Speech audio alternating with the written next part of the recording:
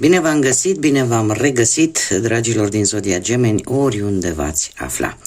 Iată-ne din nou împreună la o nouă lectură generală, de data aceasta pentru luna octombrie a acestui an 2025. Așa că toți cei care aveți Soarele, Luna, Venus, Ascendentul sau oricare alt aspect astral important pentru voi din harta voastră natală și care are legătură cu Zodia Gemeni, această lectură este de asemenea și pentru voi. Desigur, nu uitați, este totuși o lectură generală, așa că vă rog să luați decât acele mesaje care vor rezona cu voi. Și înainte de a începe lectura propriu-zisă, în timp ce pun câte o carte pentru fiecare săptămână întreagă a lunii octombrie, pentru a vedea așa pe ansamblu cam cu ce vine această lună, lucrurile importante, ca să zic așa, am zis să vă povestesc un pic despre aspectele astrologice ale acestei luni octombrie și cum vă vor afecta ele pe voi ca și zodie. Este octombrie o lună nu foarte gălăgioasă. De ce? Avem destul de multe planete retrograde, dar e adevărat că avem și niște aspecte astrale care sar în evidență. Și putem începe cu acea lună plină în Berbec, o lună plină în Berbec din 7 octombrie, care ne va îndemna oarecum să luăm decizii mult mai inteligente. Mult mai inteligente și există această tendință de a ne exprima opinia, dorințele, punctele de vedere într-o manieră foarte concisă și foarte concretă. De asemenea, Mercur intră în Scorpion încă cu data de 6 octombrie, așa că comunicarea, punctul forte al vostru, ca să zic așa, trebuie să fie una foarte profundă, foarte transformatoare. Nu este loc pentru o comunicare superficială în această lună. Avem un Venus în balanță care ne poate împinge, ca să zic așa, să fim un pic mai atenți la aspectul nostru fizic, la estetică, la relațiile noastre, atât sentimentale cât și sociale cu cei din jurul nostru. Și de asemenea vine cu această tendință de a ne echilibra, de a fi cât mai armonioși și mai echilibrați în viața de zi cu zi. Avem de asemenea și un trigon. De fapt sunt mai multe, sunt vreo 3. Dar un trigon important între Marte și Jupiter vine cu o influență tare pozitivă. O încredere mult mai mare în noi înșine, în propriile noastre puteri, în propriile noastre abilități, care ne îndeamnă să gândim un pic mai strategic atunci când avem de luat decizii importante sau când avem de rezolvat probleme destul de complexe. De asemenea, trigonul lui Marte cu Saturn, undeva către sfârșitul lui octombrie, aduce o armonie. O armonie între energicul și dinamicul Marte și structuratul și răbdarea și organizarea lui Saturn. Această combinație duce la un bun sfârșit al unor situații destul de dificile. Se pot pune bazele unor proiecte foarte realiste, foarte concrete, dar și foarte clare. Așa că acest trigon aduce determinare, răbdare, organizare. Mai avem iar un aspect pozitiv, un trigon de asemenea între Marte și nodul nord. Acțiunea, energia, optimismul lui Marte vine cu, cum să spun eu, se aliniază oarecum cu axa destinului fiecăruia dintre noi. Și mai ales tot ce ține de creșterea la nivel personal. Acum știți cum e, că avem și aspecte pozitive pe care tocmai le-am enumerat, dar avem și aspecte mai puțin pozitive, cum ar fi, de exemplu, conjuncția lui Marte cu Lilith. Mare atenție, undeva după 26 octombrie e posibil să avem această tendință de a scoate din interiorul nostru acea furie, acea dorință de răzbunare față de, nu știu, anumite persoane, anumite situații, lucruri care le-am ținut poate în interiorul nostru pe o lungă perioadă de timp și care simțim efectiv că explodează, că au stat așa într-o stare de adormire, iar dintr-o dată simțim nevoia să răbufnim, să le scoatem la suprafață. Cum de asemenea avem și o quadratură între Jupiter și Chiron, care ne vorbește de conflicte interioare. De conflicte interioare de ce? Pentru că Jupiter, marele benefic, vine cu tendința de a progresa, de a te extinde, da? De a crește și intră cumva în conflict cu vechile răni din trecut, cu anumite probleme nerezolvate, cu anumite aspecte sensibile din viață care revin în viața voastră pentru a fi rezolvate, pentru a se găsi cea mai bună vindecare. Da? Este un moment cheie în care cumva astrele vin și spun, știi, asta trebuie totuși rezolvată, nu mai poți să o amâni, trebuie să-i găsești o soluție. În ceea ce vă privește pe voi, dragilor din Gemeni,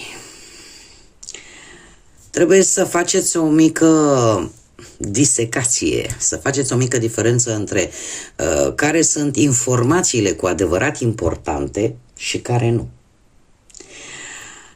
Trebuie să dați dovadă în această lună de mai multă seriozitate. Nu luați lucrurile în joacă. Este foarte important lucrul acesta atât în relații cât și în muncă.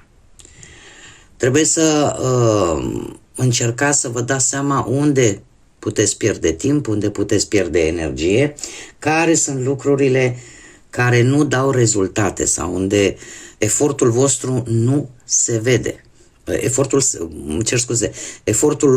Rezultatele efortului vostru nu se vede. Și în felul ăsta să delimitați un pic.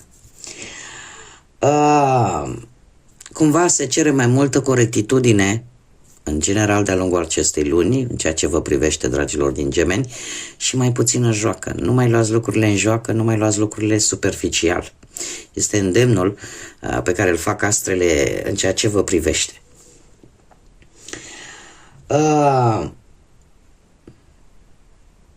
Eu aș zice că nu este un moment, o lună foarte propice de noi începuturi, dar este o lună în care voi puteți să consolidați ceea ce este deja existent în viața voastră, fie că vorbim de relații sau de orice alt aspect al vieții. Așa că, cel puțin din punct de vedere astral, cam atât am avut de spus pentru voi. Acum haideți să vedem ce ne spun și cărțile. Și începem cu prima săptămână din octombrie, care vine cu această pană.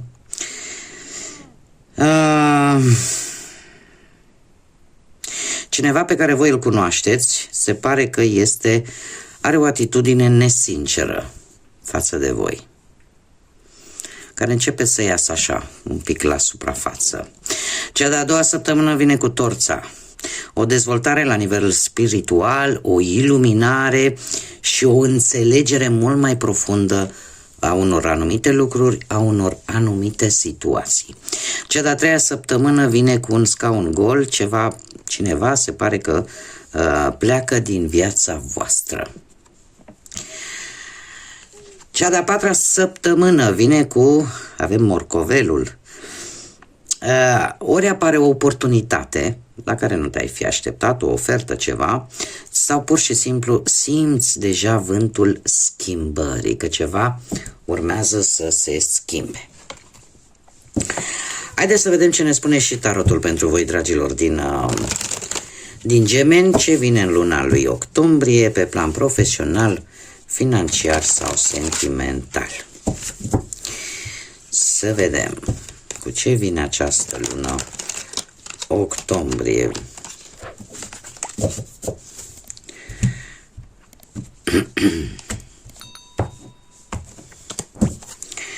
Și avem pe plan profesional. Pe plan profesional sunteți destul de activi, aș spune. Nu știu dacă zodia Balanță vă spune ceva. posibil unii dintre voi, nu știu, să aveți poate un ascendent în balanță, de ce nu?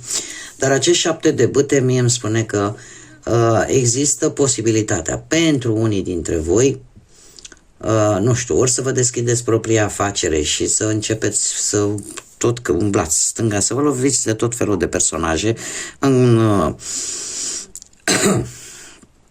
pentru documente, pentru tot ceea ce este necesar în deschiderea acestui proiect, care, desigur, poate duce la un succes, din câte văd eu aici cu acest 3 de cupe, și într-un final să obțineți o anumită aprobare oficială. Dacă nu, putem vorbi de situația în care, nu știu, încercați oarecum să ieșiți victorios dintr-o anumită situație legată de muncă, de cariera voastră profesională. Voi sunteți într-o situație, unii dintre voi, în care, pe de o parte, cei care aveți deja un job, încercați oarecum să mulțumiți pe toată lumea. Și în felul ăsta, încercând să-i mulțumești pe toți, dar îți urmărești oarecum și scopul tău. Lucru care duce, desigur, cu acest 3 de cupe la o mulțumire, la un ambient destul de mulțumitor la nivel profesional și eu aș spune că cât de curând, cum am spus, pentru mulți dintre voi, tot acest efort va da rezultate pozitive, pentru că mie mi-apare și celebrarea unui nou job, unei situații plăcute, poate la locul de muncă, sau dacă vorbim de justiție, atunci apar colaborări, asocieri, care implică un pic și mediul ăsta legal. Da? Se vor face așa cum scrie la carte. Haideți să mergem mai departe și să vedem pe plan financiar. Planul financiar, dragilor, este unul, nu știu că zodia Scorpion vă spune ceva, poate că unii dintre voi aveți un ascendent în Scorpion, de ce nu? Dragilor, e nevoie de sacrificii. E nevoie de schimbări. Eu aș spune că sunt șanse să primiți un ajutor bănesc, un ajutor pe care voi îl așteptați, sau, nu știu, ceva la care nu vă așteptați, dar care are legătură cu banii, ori că o situație se schimbă într-un mod favorabil și lucrul ăsta te ajută să-ți rezolvi o temă materială, dar cu moartea aici, mie îmi spune că e posibil chiar și hazardul să-ți vă vină cu o surpriză. Da? O schimbare surpriză, aș spune, dar care vine la pachet cu rezolvarea unei probleme materiale sau cu o îmbunătățire în general pe planul ăsta financiar.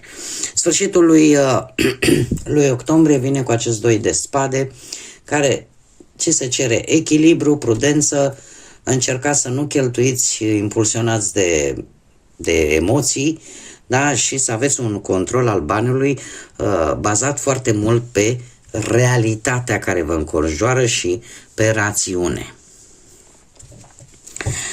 Mergem mai departe și haideți să vedem pe plan sentimental. Pe plan sentimental, surprize pentru cei care sunteți într-o relație. Nu știu dacă de curând aveți vreun eveniment important sau voi ați celebrat un eveniment important, indiferent că vorbim de poate o nuntă, un botez, o cununie civilă, sau ați participat poate la un eveniment important în familie. Cert este că avem zodii de apă, Rac, Pești, Scorpion.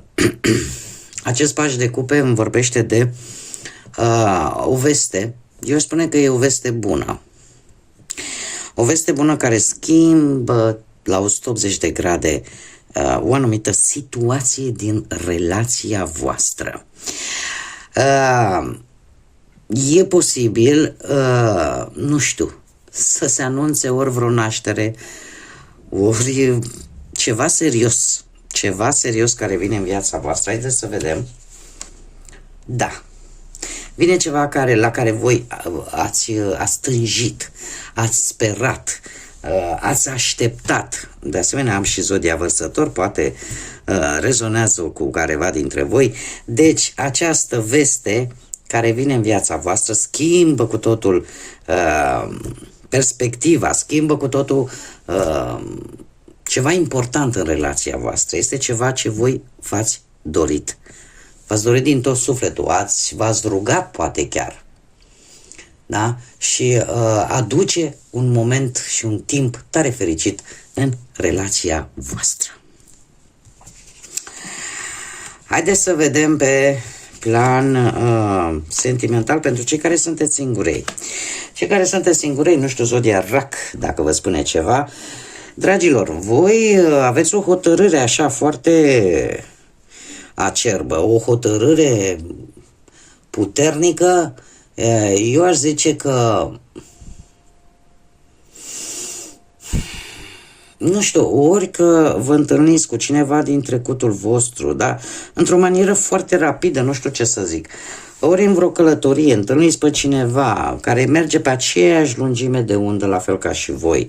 Și de-a lungul acestei luni, octombrie, eu aș zice că se poate transforma această legătură, nu știu dacă e posibil să fie cineva, ori din trecutul vostru, ori că e cineva la distanță și care într-un fel sau altul îți trimite semnale, dar este cineva care, cum să spun eu, are aceleași valori, se gândește la aceleași valori, la fel ca și tine.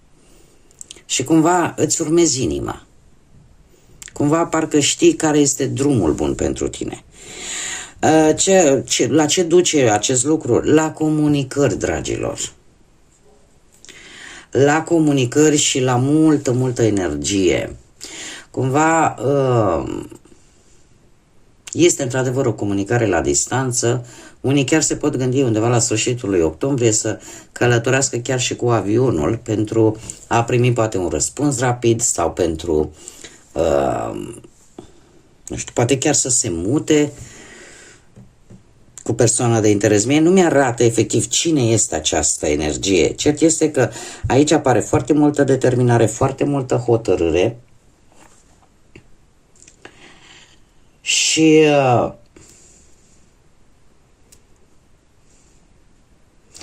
eu aș zice, așa cum am văzut și pe partea asta astrologică, că la voi este foarte importantă concentrarea, dragilor, mai ales atât pe muncă cât și pe relații.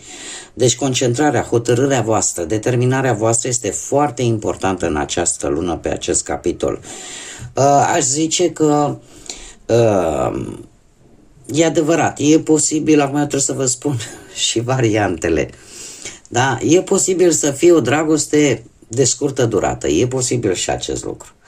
Dar indiferent că e de scurtă durată, cel puțin acum, poate să devine ceva serios în timp. Cert este că există foarte multă pasiune, foarte multă chimie între voi și parcă nimeni nu te poate opri. Adică odată ce ai luat o hotărâre, nu te mai poate da nimeni înapoi. Haideți să vedem ce inițiale de nume, prenume, pseudonim sau porecle de persoane cu care voi puteți interacționa sau care vor avea o anumită importanță pentru voi de-a lungul lunii octombrie. Și avem litera Y, litera G, litera P, litera C, litera Z,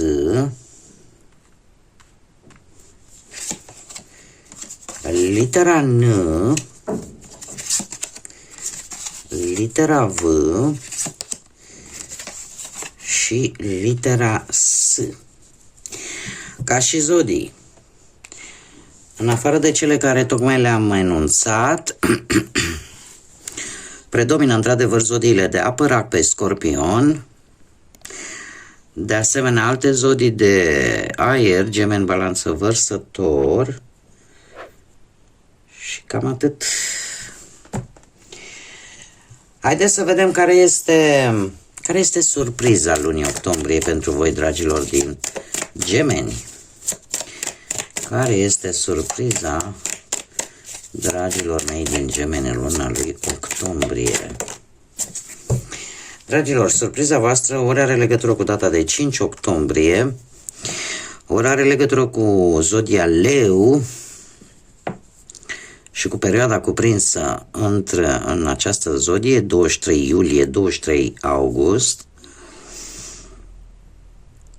Ce ne spune? Este vorba de o situație în care cumva lași puterea inimii tale. Dai drumul acelei puteri al propriei tale inimii. Este legat probabil ceva, zic eu, sentimental, ceva ce va avea loc ori pe data de 5 octombrie, ori în 5 săptămâni sau 5 luni, în care efectiv te vei lăsa oarecum purtat de energia puternică, energia leului, aș spune. Leul este o energie foarte generoasă. Este, într-adevăr, are orgoliu, dar are o energie foarte pozitivă, foarte creativă. Are o autoestimă foarte puternică, un optimism foarte bun, o căldură, o generozitate.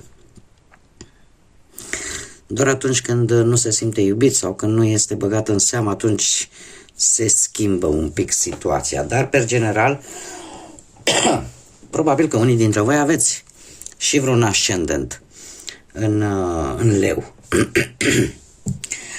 Haideți să vedem ce mesaj are Universul pentru voi, dragilor. Un mesaj, te rog, din partea Universului pentru dragii mei din Gemeni, în luna lui octombrie. Să vedem. Aceasta este validarea lucrurilor care în sfârșit încep să lucreze pentru tine. Pregătește-te pentru neașteptat, să treci, să primești aceste vești bune și binecuvântările sunt pe drum.